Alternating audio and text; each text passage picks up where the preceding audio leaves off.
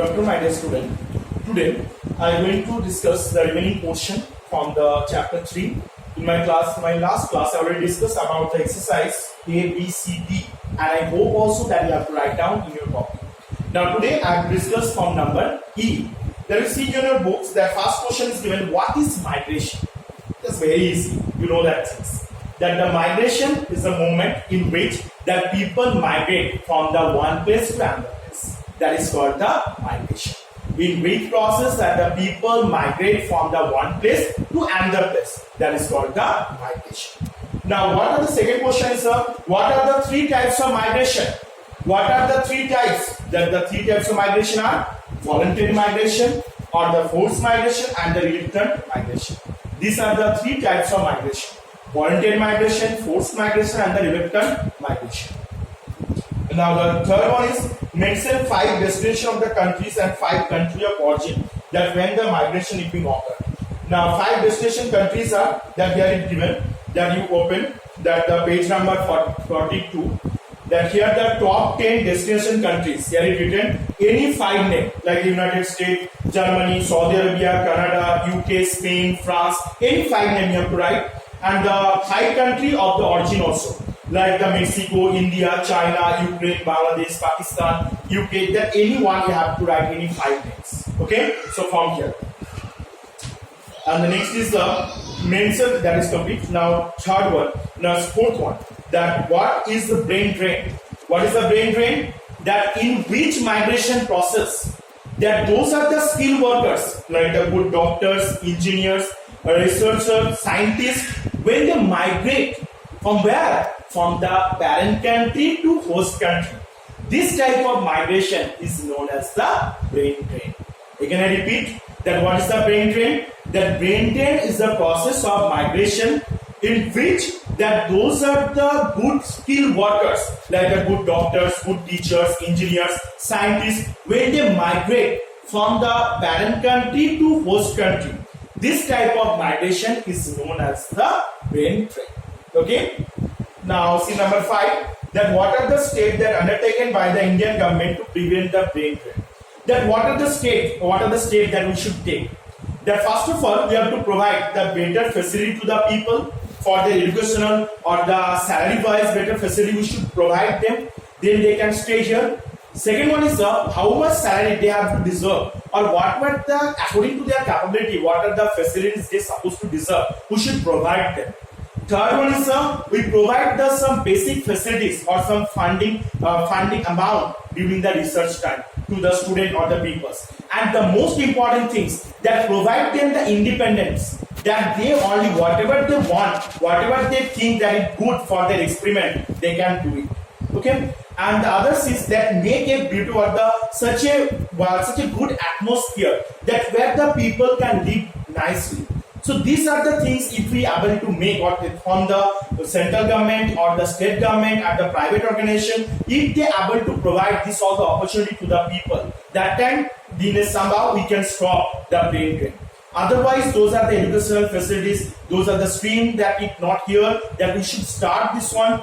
We should provide the scholarship to the materials or those are the educated students, so we can use their brain properly, they can utilize their brain properly. So in this way also we can stop the brain drain. So these are the things you have to write down by the point that already I discussed in my previous classes. These are the things that how we can stop the brain drain. Now see the next, number F1. Explain the push factors with the example and the 3 types of migration or the example.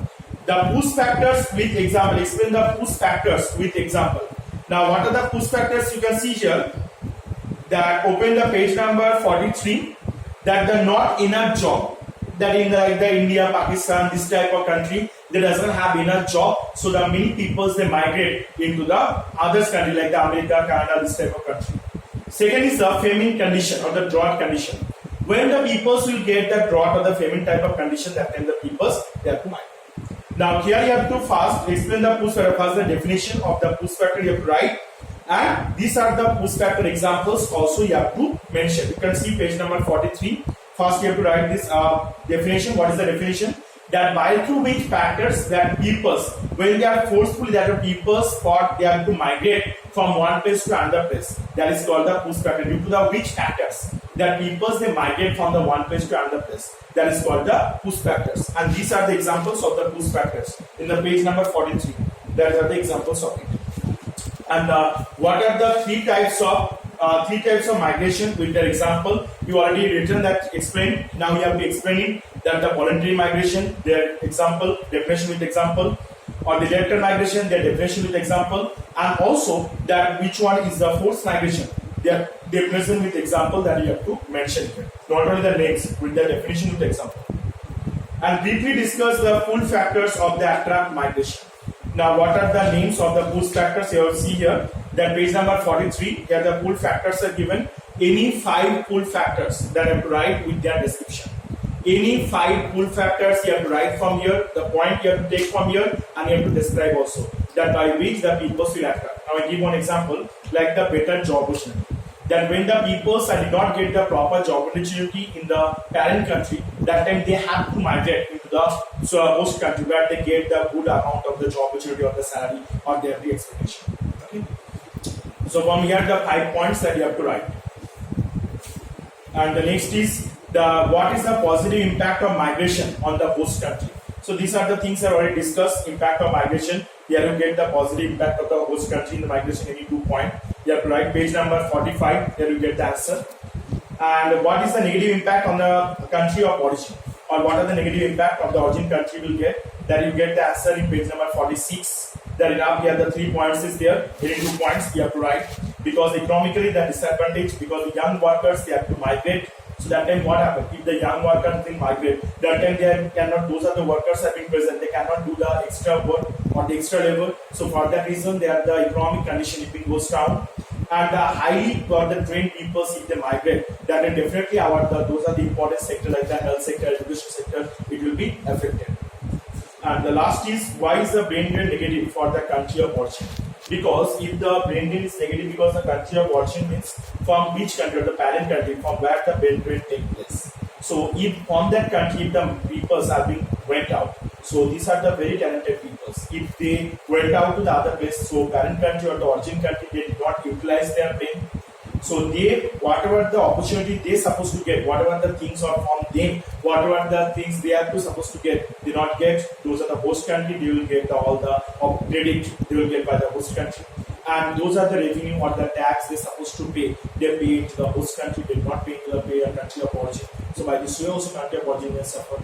And most of them, those are the important sector. Like those are the education sector, research sector, it will be affected in a more amount, because if without these talented workers or the skilled workers, this type of sector, it is not possible to run in a proper amount. Okay. So I hope you have to understand it. Now what is your homework? That number exercise E and F. The question with answer that you have to write down in your copy. You have to listen it. Question with answer E and F. These 2 things you have to write down in your copy. All the answers for this. Okay, I will discuss. I have no problem. I have to write down in your copy. Okay, so good afternoon.